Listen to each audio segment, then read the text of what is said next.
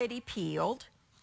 If you wanted to use like frozen carrots, by all means you can. And I like to cut them into, bite-sized pieces. So we're just going to cut them into little pieces. This is one of those things that, oftentimes when you cook a ham for dinner, you got a lot of leftovers. Most hams are pretty big unless you buy, a very small ham.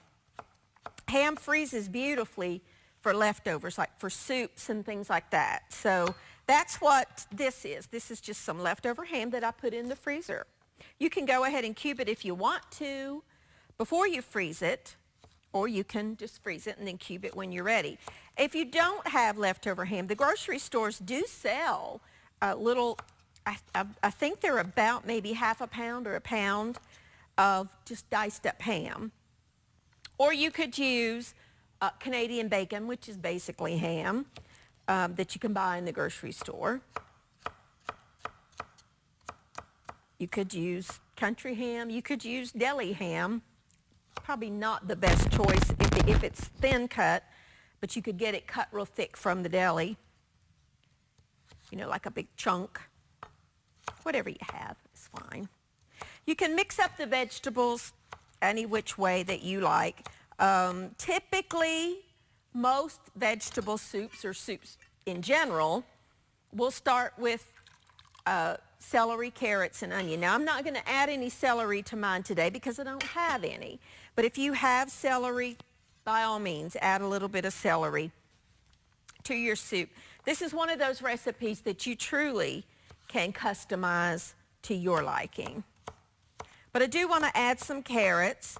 My mother, when I was growing up, and I've made it for you before here on the program, anytime there was leftover ham, she would make a split pea soup, which I absolutely love. Using, let me move my trash can over here a little bit, using dried split peas. Ew, that onion does not look the best in the world in there, does it? So what we're going to do, you never know till you cut it open, is take that part out. The rest of it's still okay. You never know when you cut an onion what's going to look like inside, and that's true for potatoes too sometimes. You just never know. So we'll have to be careful with this because it's going to be harder to cut since there's no solid piece. So we'll just probably have to do this one in rings. They do sell in the freezer department of your grocery store soup beginnings or soup vegetables or starter type things, which is pretty much onions chopped. Sometimes it has celery, sometimes it might have green pepper. So if you don't like to chop your vegetables, you can buy those. It's fine in soup. I don't mind chopping vegetables. I actually kind of find it therapeutic in a strange way. I don't know why. I just do. I really actually think that's all I'm going to need. I don't think I'm going to need any more onions, so I don't need this onion. I'll save it for something else. Now, we're going to add some salt, about a teaspoon of salt, a little bit of dried thyme, and I'm going to add some freshly ground pepper.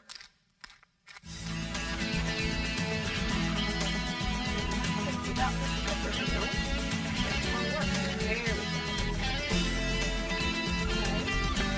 Add some fresh ground pepper, stir that up. It really should not be tender. Then we're going to cut up our ham. Again, I have, just some hunks of ham. This is already cooked, so I don't mind putting it on my board because, ham is cooked. I don't put raw meat. As you know, you've heard me say so many times, I do not put raw meat on my wooden cutting boards. I know you can sanitize it with soapy water, but I just feel weird about doing that.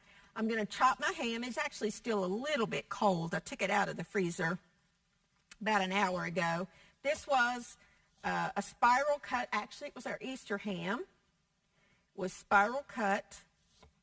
You can usually get I don't know, out of a decent sized ham, you can get, 5 or 6 meals out of that thing. So it really is, your initial investment may be a little more, but it's very, very useful for many different things.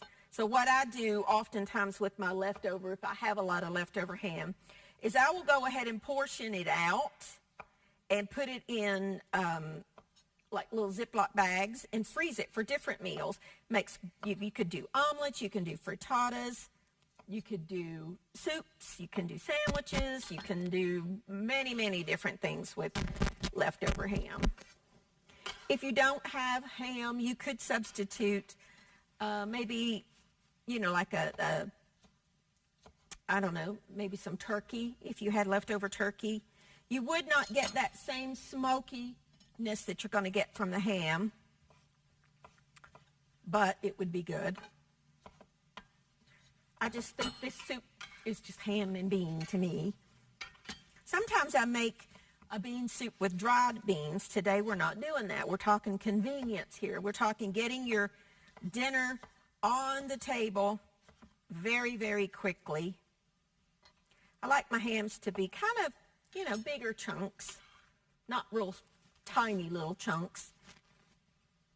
Not in this soup. You want a good mouthful in your bite. Okay, add your ham. This really is easy. Kind of a dump and simmer. You could put all this in your crock pot in the morning, and then when you get home from work or your day, your dinner is done. Okay, I'm going to stir that up. Smelling good already. I'm going to add 2 cans of Great Northern beans. I'm not draining them because I want that liquid. It's just a starchy water. It'll help kind of add a little body and thickness to the soup. And then 1 can of cannellini beans. Of course, you could add whatever kind of bean that you have in your pantry. If you've got navy beans, it's delicious in there. If you've got pinto beans or kidney beans or black beans, you can add any kind of bean that you like. And that's it. That just needs to simmer for like an hour. I'm going to bring it up to a good boil, and then I'm going to simmer it. I'm going to clean up my board. When I come back, I'm going to start on our dessert, which is a red raspberry cake bar. I'll be back in just a minute.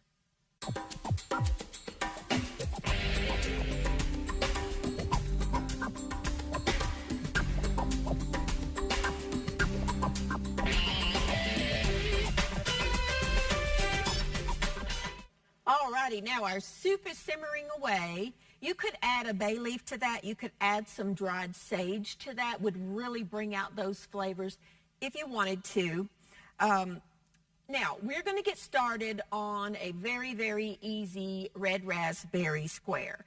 I've got my oven preheated to 350 degrees, and I have here a 13 by 9 inch pan.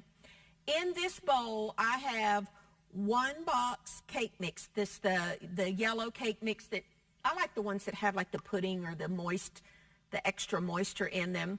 I'm adding a couple of tablespoons of melted butter. I'm going to actually whisk my egg up a little bit before I add it into the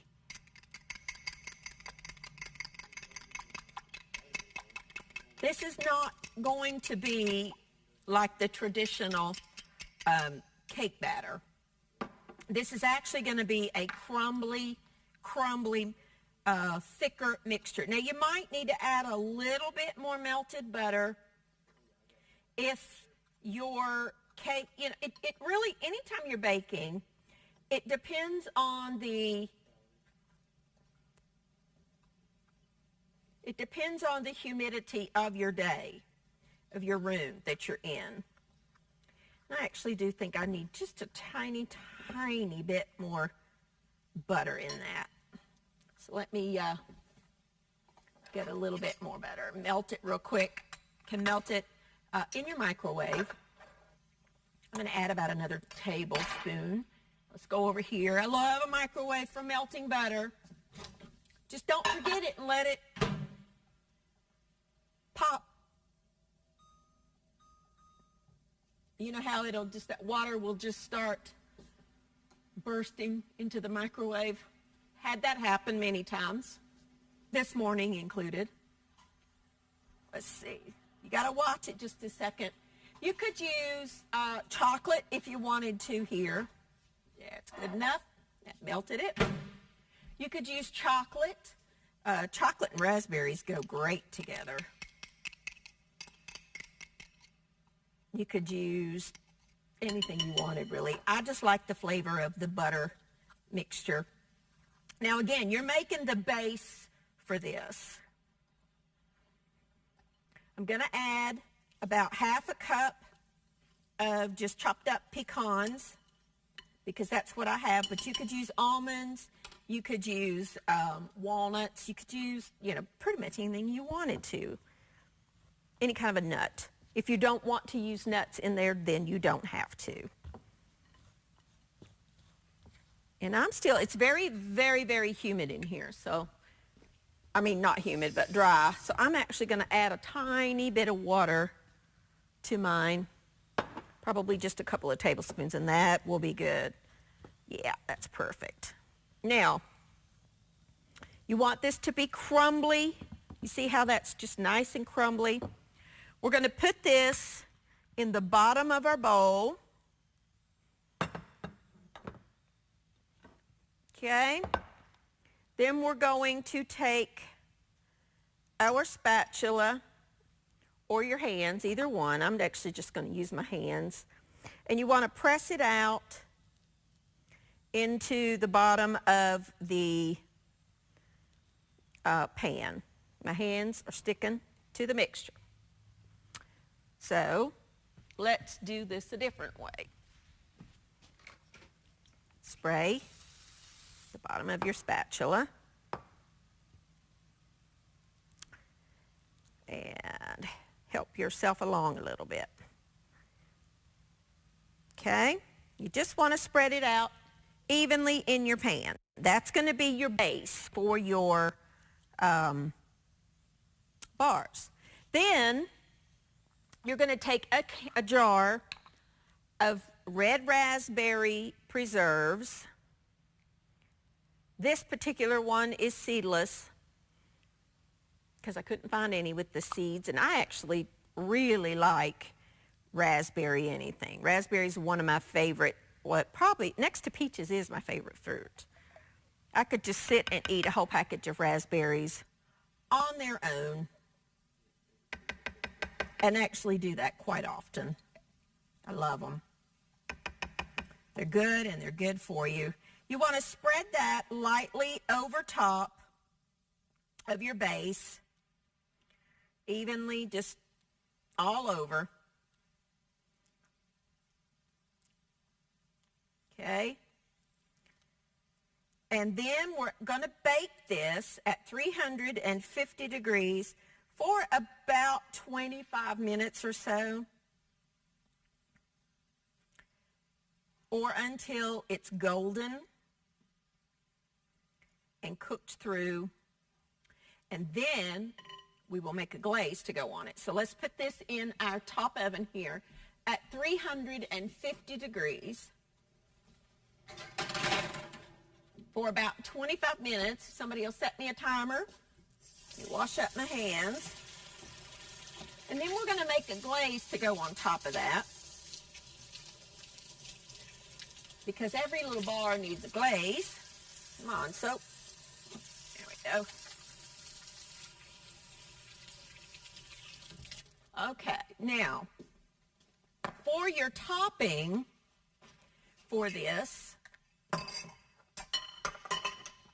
get rid of some of my mess here. For our glaze, we need some powdered sugar,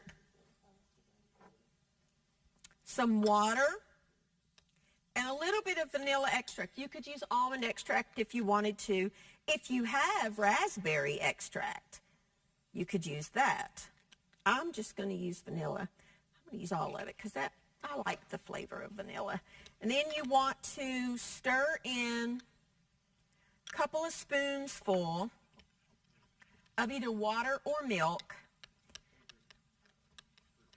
And then stir that until it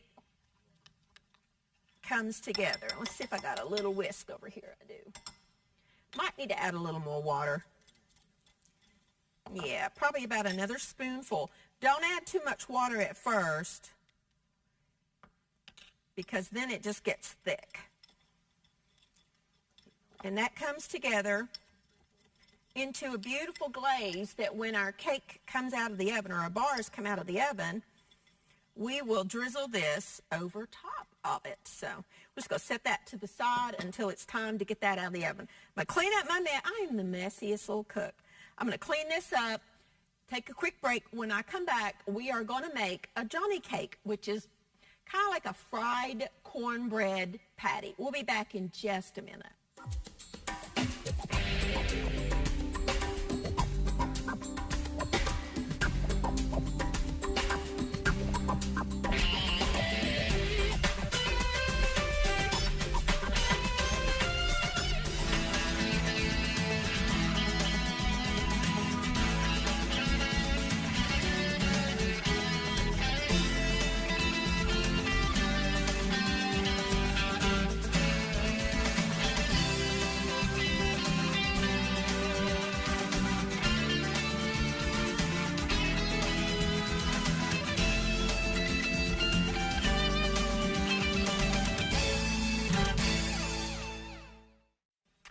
Alrighty, now your bars will be done when a toothpick inserted in the center comes out clean.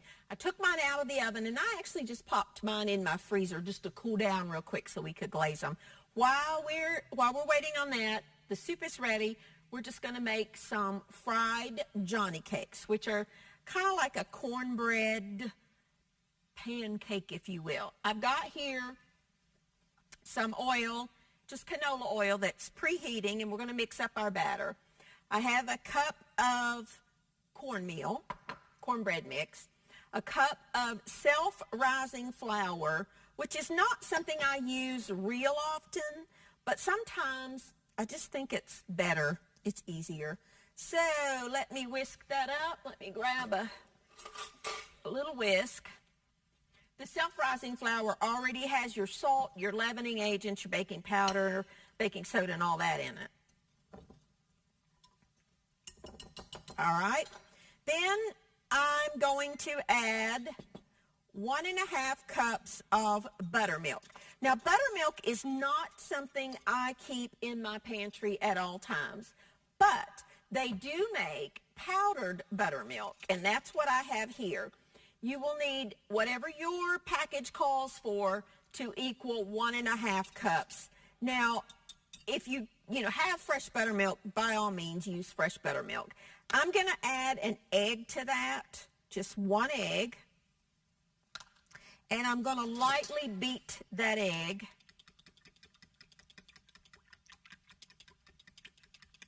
Then I'm going to add that to my dry mixture. I'm also going to add some melted butter, about a stick of melted butter to that.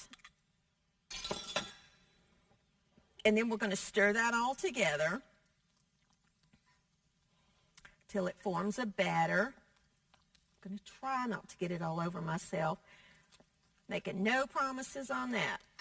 I am just a messy cook, just the way it is.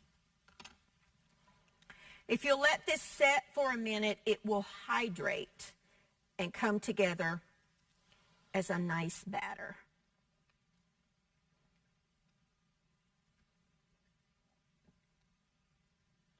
Okay. Now we need to let our water come up to a temperature. While that's, let's check on our soup. While that's doing its thing, look at that pot of soup. Oh, that looks so good, and it smells divine. Again, if you have some bay leaves, you could add a bay leaf. You could add some dried sage. You could add really anything you wanted to that. That's ready to go. I've just got that on simmer. Absolutely delicious.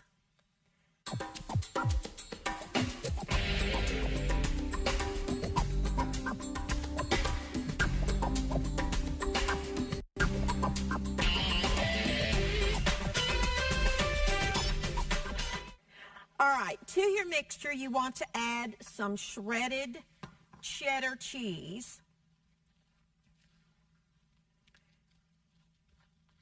I think my oil is plenty hot. Let's drop a little tiny piece in there just to see. Yeah, that's good. All right. I like to do it just with a little scoop and a spoon.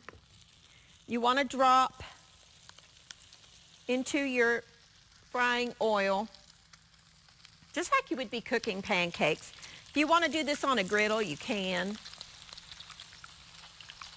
Okay, turn that down just a little bit. If you use a scoop, then they kind of all come out the same size. I'm going to fry them 3 at a time. They fry pretty quick. Once they get brown on one side, then you want to flip it over without hurting yourself. A little testy, I left him in there too long. Okay, just like you would be cooking pancakes. They don't take long to cook. Flatten them out just a little bit. About 2 or 3 minutes on this second side, and you're good to go.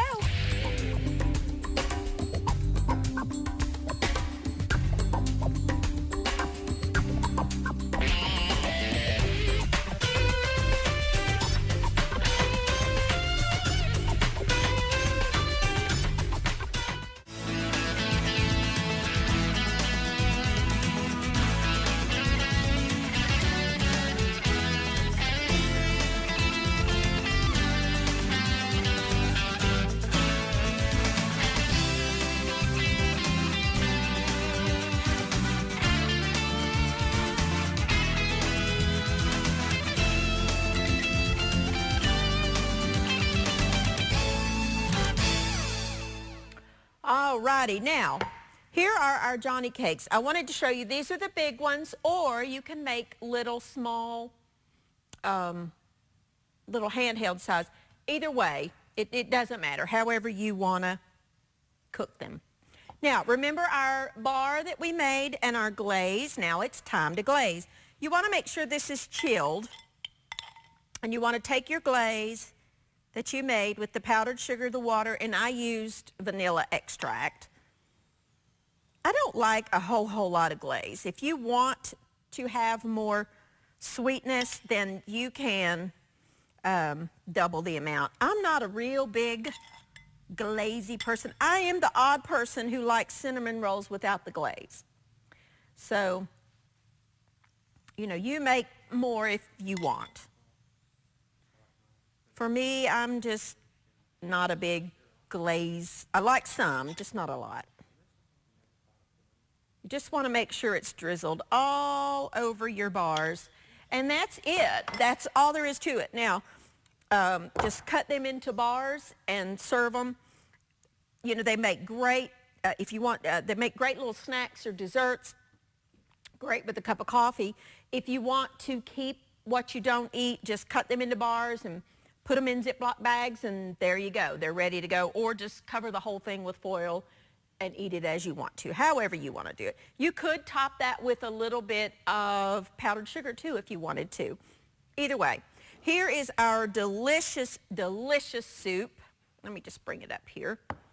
Our soup that you could totally make in a crock pot if you wanted to. Just put all of your ingredients in your crock pot in the morning and let it go on low all day or high for like 3 to 4 hours, and you're good to go. So there's our delicious soup. Now you could, again, add some celery, add some sage, add some bay leaf. Just remove the bay leaf before you serve it. You could add some peas if you wanted to use like the frozen cut up peas and carrots. You could add that. I used cannellini beans and Great Northern beans, but you could use navy beans, pinto beans, black beans, whatever kind you want. Then here are our fried Johnny cakes. Again, I made some of them the big size and some of them the small. I just wanted to show you. You just let them brown on one side, flip them over, and then you might need to flip them back and forth a couple of different times. Just be careful because they're hot. They are really good. You could actually serve those for breakfast with some syrup and butter drizzled over them. They would be fine like that, but they make a great little accompaniment to some soup. So here you go. This is a great recipe to use up some leftover ham or, you know, ham that you just purchased specifically for making this soup. Mix it up, customize it to your taste, whatever kind of beans you like. I use chicken broth, but you could use vegetable broth. You could actually make this vegetarian if you wanted to leave out the ham and use vegetable broth and just make a soup. I would bump up, maybe add some lentils or some, you know, more vegetables to that. That'd be great with some fennel in it too. And our Johnny cakes and our delicious, delicious raspberry bars. Thank you for joining with me, and I will see you next time on Everyday Manna.